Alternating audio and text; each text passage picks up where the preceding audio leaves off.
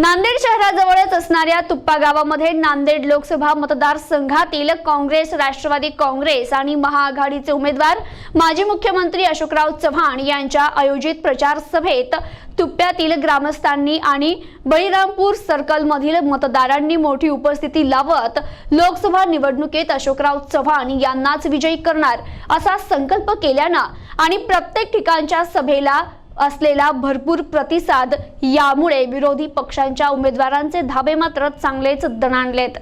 जसा जसा मतदानाचा दिवस जवळ येत आहे तसा तसा प्रचारात रंग भरला जातो आहे। सर्वच राजकीय पक्षांचे उमेदवार हे मतदारांच्या गाठीभेटीवर भर देत असून जास्तीत जास्त लोकांपर्यंत कसे पोहोचता येईल यासाठी प्रयत्न करत आहेत। नांदेड लोकसभा मतदारसंघात चुरशीची लढत होणार असल्याचे सांगण्यात येत असले तरी शेवटच्या क्षणी निवडणूक एकतर्फी होऊन काँग्रेसचे उमेदवार अशोकराव चव्हाण हेच विजय मिळवतील असे नागरिकांचे म्हणणे आहे। अशोकराव चव्हाण यांच्या सर्वच प्रचार सभांमध्ये मतदारांची उपस्थिती लक्षणीय राहत असल्याचं दिसून येतंय। नांदेड जवळ असलेल्या तुप्प्यातील सभेत बोलताना अशोकराव चव्हाणांनी भाजपच्या उमेदवारांवर हल्ला करत आपली लढाई स्थानिक चिल्लर उमेदवारांशी नसून थेट नरेंद्र मोदींशी आहे असे म्हणाले। या सभेला नरेंद्र चव्हाण, आनंदराव गुंडले, जिल्हा परिषद सदस्य गंगाप्रसाद काकडे, मनोहर पाटील शिंदे, सुनील पवार, गंगाधर नरवाडे, गणेश काकडे, सरपंच देवराव टिपरसे यांसह गावातील आणि परिसरातील नागरिक मोठ्या संख्येने उपस्थित होते।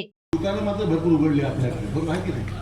सिडकोला उघडलं, तिथे कुठे तोरड्यात उघडलं, कमीत कमी 8-10 दुकान दारूची आणली। आता निवडणुकीमध्ये बाकी काहीच काम नाही, बस लावा आणि कामाला लागावं एवढाच कार्यक्रम आहे फक्त। अशा पद्धतीने जर आपल्या भागामध्ये लोकांच्या कुठल्या अपेक्षेची पूर्तता होत नसेल तर या सरकारला ह्याचे किती पक्ष झाले हो?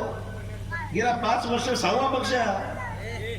आणि माझ्याकडे होता, नंतर तिकडे कुठे गेला, विविध लोक भारतीमध्ये गेला, लोक भारतीहून गेला, राष्ट्रवादीमध्ये गेला, राष्ट्रवादी शिवसेनेमध्ये गेला, शिवसेनेतून भाजपमध्ये गेला। म्हणजे भाजपचं काम अगोदर सुरू करून गेलं, शिवसेनेनं असताना भाजपचं काम सुरू। शिवसेनेमध्ये वैतागले, म्हणजे आमचा माणूस आमच्या बाळासाहेब ठाकरेंच्या नावावर निवडून येतो आणि काम भाजपचं करतो।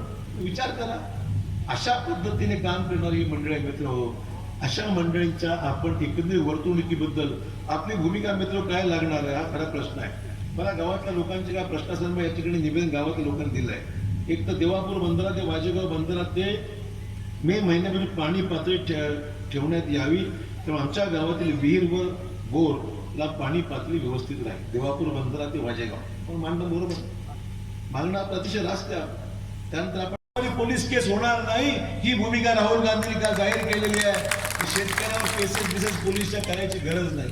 अरे सगळे मोठे उद्योगपती पैसे घेऊन पळून गेले ना हो, मेहुल चोक्सी, तो मल्ल्या सगळी मंडळी कोट्यावधी रुपये बँकेतून पळून गेली, देशाच्या बाहेर पळून गेली। जातात कसे?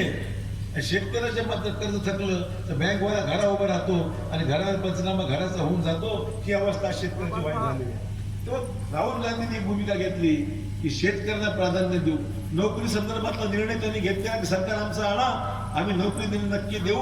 आणि नोकरी देऊ शकलो नाही तर गरीब माणसाला दर वर्षाला आम्ही 71,000 रुपये त्याचे घरपोच पैसे त्याला देऊ। यांनी खोटं बोलून तर करणार नाही। यांनी 15 लाख सांगितले, आले का 15 लाख बँकेच्या खात्यावर तुमचे? आले का कोणाच्या? 5 वर्षापूर्वी बोलले होते की नाही तुमच्या सगळ्याच्या बँकेमध्ये 15 लाख रुपये। लोकांना वाटते 15 लाख 5 तरी येतील, निवडणुकीच्या आधी 1 तरी येईल, काही आलं नाही, येणार पण नाही। लक्षात ठेवा, कर्जमाफी झाली का? माझ्या काळात आठवा, मी राज्याचा मुख्यमंत्री असताना तुम्हा शेतकऱ्यांनी सगळे कर्ज माफ केलं होतं की नाही? मी 100% सांगा मला, माझ्या काळात मी केलं। आणि या फडणवीसांनी 34,000 कोटीची घोषणा केली, 89 लाख लोकांना अजून पैसे येतातच आहे। गावात पैसे मिळत कुठे एखाद 2 केसेस होतात। 90 प्रतिनिधी संतोष देशमुख, NTV न्यूज मराठी, नांदेड।